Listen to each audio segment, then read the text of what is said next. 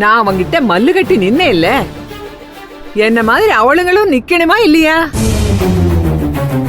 ஈஸ்வரிக்கு அம்புட்டும் மறந்து போச்சு. அவன் சொல்றான்னு இவளும் ஆடிக்கிட்டு இருக்கா. புள்ளைய காணோன்னு சொன்னதும் மண்டை மொத்தமா குழம்பி போச்சு. ஆனா இவளுகளுக்கு எங்க போச்சு புத்தி? மூச்சுக்கு 300 தடவை சனனே சனனேன்னு உயிர் விட்டாங்கல்ல. நேத்து அவன் அப்படி பேசுறான், கேட்டுக்கிட்டு சும்மா இருந்தாளுக. கேட்டா சூழ்நிலை சரியில்லை, கத்திரிக்காய் சரியில்லைன்னு ஆத்திரமா வருதுடி. டேய், அந்த ரேணுகா என்ன பேசினா தெரியுமா? அவ எப்பவுமே அவ புருஷனை என்ன கிளி கிளிப்பா. இன்னைக்கு எங்க போச்சு அந்த வாயி? எங்க போச்சு? அடுத்த மகராசி நந்தினி. ஐயோ அப்பப்பப்பப்பா, ஒரு காலத்திலே தாலி கழட்டி வீசி புட்டா இல்ல. இப்ப என்னமோ வீட்டுக்காரன் மேல அக்கறை என்ன, அவன் பேச்சுக்கு தலையாட்டுறது என்ன, எதுவுமே சத்தியமா எனக்கு விளங்கவே இல்லடா. ஆனா ஒண்ணு சக்தி, இனி இவளுகளை நம்பி பிரயோஜனம் இல்ல. சனனி, உனக்கும் தான் சொல்றேன்.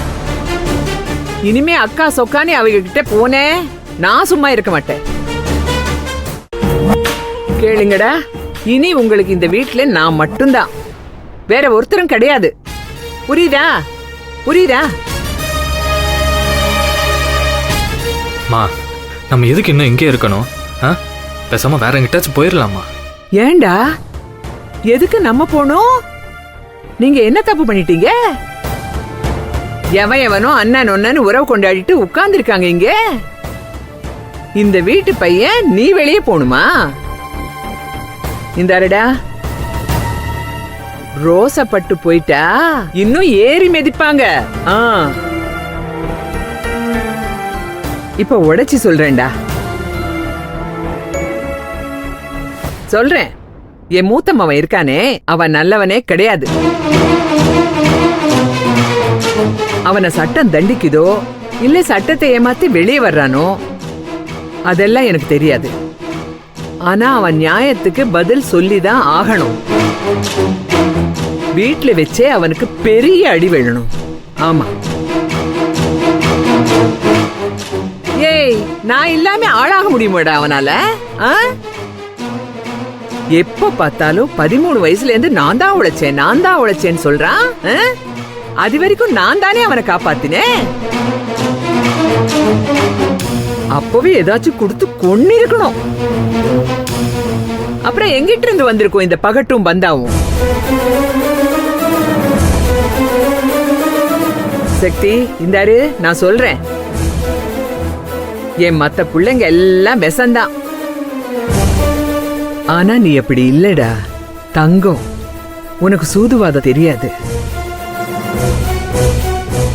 சின்ன பிள்ளையிலிருந்தே உன்னை நான் சரியாவே கவனிச்சதே கிடையாது. நீயாதான் வளர்ந்தே, நீயாதான் ஆளானே.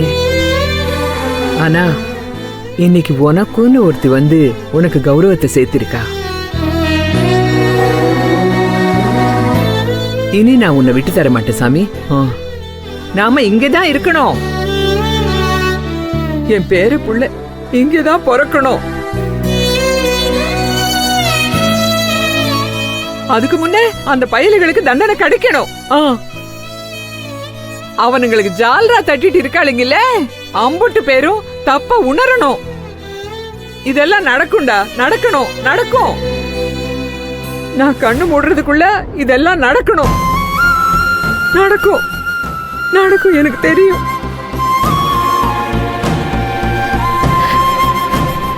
அத்தை, உங்ககிட்ட இருந்து இப்படி ஒரு சப்போர்ட் சத்தியமான எதிர்பார்க்கல.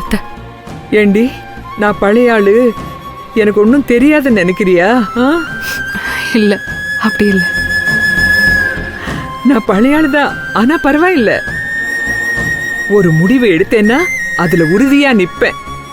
இவளுக எல்லாம் பாரு, அங்கிட்டு இங்கிட்டு தாவிக்கிட்டே இருக்காளுக. சரி, என் கதை விடு. ஆனா இனி உன் உடம்பு பாத்துக்க, அதான் இப்ப முக்கியம். சக்தி, முதல்ல டாக்டருக்கு போன போட்டு நாளைக்கு வரோன்னு சொல்லிடு. ஆ? அது என்னமோ எடுப்பாங்கல்ல, போட்டோ. ஸ்கேனுமா? ஆ, அது எடுத்து பார்த்துட்டு வந்துரும் என்ன? அம்மா தாயே, இது வரைக்கும் நீ அலைஞ்சது போதும். இனி வீட்டுல நல்ல ஓய்வெடு. ஆ? இது வரைக்கும் நீ சொன்னது நான் கேட்டு நடந்தேன் இல்ல, இனி நான் சொல்றத நீ கேட்கணும். புரியுதா? என்ன மீறி ஒன்னும் செய்யக்கூடாது என்ன? சரி. பா சக்தி, முதல்ல போன போட்டு நாளைக்கு வரோன்னு சொல்லிடு. சரி.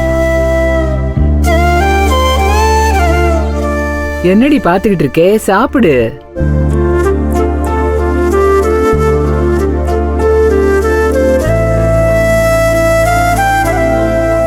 ஹலோ டாக்டர், நான் சக்தி பேசுகிறேன்.